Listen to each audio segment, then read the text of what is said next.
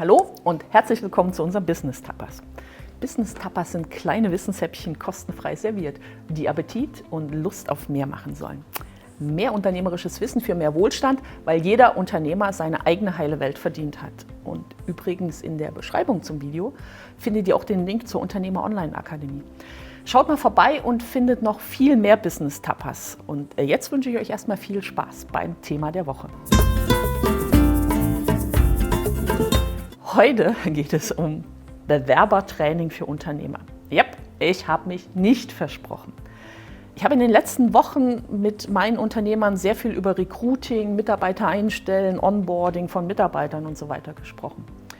Klar, alle reden vom Fachkräftemangel, Fachkräftemangel. Aber wenn man sich das Problem mal genauer anschaut, dann gibt es da noch ganz viel, was man tun kann, um wirklich dauerhaft gute Leute fürs eigene Unternehmen zu finden. Und alles beginnt mit der Frage, wofür will ich eigentlich jemanden einstellen? Also was soll der bei mir tun? Was soll der machen? Welche Ziele habe ich mit der Schaffung dieser Stelle oder mit der Einstellung des Mitarbeiters? Was will ich erreichen? Und was soll die Person an Aufgaben erledigen? Also blöd ausgesprochen, ist so, ihr braucht eine Stellenbeschreibung mit Zielen, Verantwortung, Aufgaben, aus der sich dann auch die persönliche und die fachlichen Fähigkeiten der gesuchten Person ableiten lassen.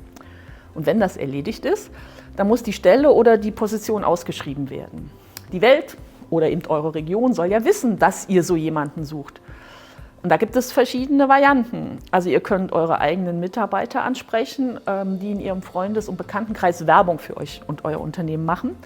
Ist allerdings blöd, wenn die Stimmung bei euch nicht so super ist, dass eure Mitarbeiter dafür Werbung machen würden. Kann man ändern, andere Geschichte, anderes Problem, reden wir gesondert drüber. Zweiter Weg, Anzeige schalten. Okay, jeder macht das. Da stecht ihr nur raus, wenn ihr die Anzeige wirklich wie eine Geschichte erzählt oder eben mal auch anders grafisch aufbereitet. Stichwort Storytelling. Da mache ich demnächst mal Business Tapas drüber. Das müssen wir heute leider auch erstmal zur Seite schieben. Dritter Punkt, Recruiting-Video drehen. Wird immer populärer und sorgt dafür, dass eure Suche in den sozialen Medien geteilt wird, weil coole und witzige Geschichten über eure Firma, über euch, über eure Mitarbeiter, das interessiert die Menschen außerhalb. Und wenn das gut gemacht ist, dann geht so ein Video viral, also wird ein Selbstläufer. Aber auch hier, Augen auf bei der Wahl eures Videografen. Ihr solltet euch wirklich einen suchen, der Erfahrung damit hat und der das schon 100-mal gemacht hat. Also fragt euren Videografen nach seinen besten 5 Recruiting-Filmen und entscheidet dann, wer euch am sympathischsten ist. Und falls ihr euch nicht sicher seid, ich kenne durch meine Arbeit sehr viele gute Firmen und kann euch bei der Auswahl vielleicht den einen oder anderen Tipp geben. Und dann habt ihr noch einen vierten Weg, nämlich das ist die Karriereseite auf eurer Webseite. Und ja, da sind jetzt all die raus, die keine Webseite haben. Warum bin ich ein Fan der Karriereseite auf der Website? Weil wir heutzutage die Schwelle für Bewerbungen senken müssen. Und das Hochladen von Dokumenten oder das Beantworten von ein paar Fragen ist einfacher und geht schneller, als so eine klassische Bewerbung zu schreiben, zu drucken, zu versenden, zur Post zu rennen und so weiter.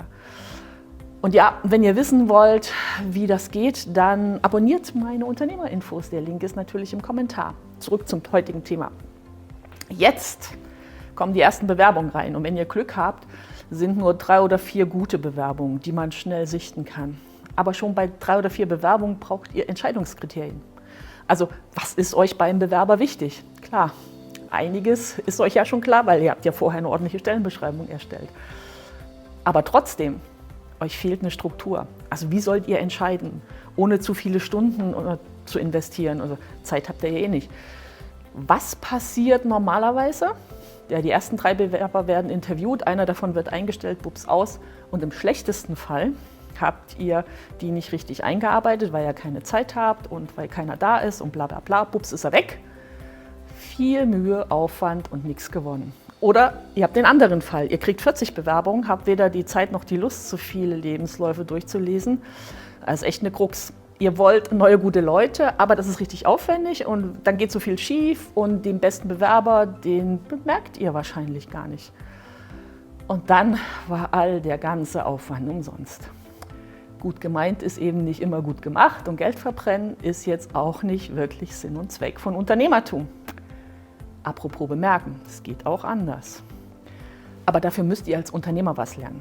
Und wie man den Bewerbungsprozess einmal richtig aufsetzt und aufgesetzt hat und dann immer wieder ganz entspannt ablaufen lässt, Mal abgesehen von der Tatsache, dass ihr bei einem guten Recruiting-Prozess und bei der notwendigen Einarbeitung hinterher viel weniger neue Leute suchen müsst. Also kurze Zusammenfassung. Nach meiner Erfahrung und Beobachtung in kleinen und mittelständischen Unternehmen sollten Unternehmer eine Art Bewerbertraining durchlaufen.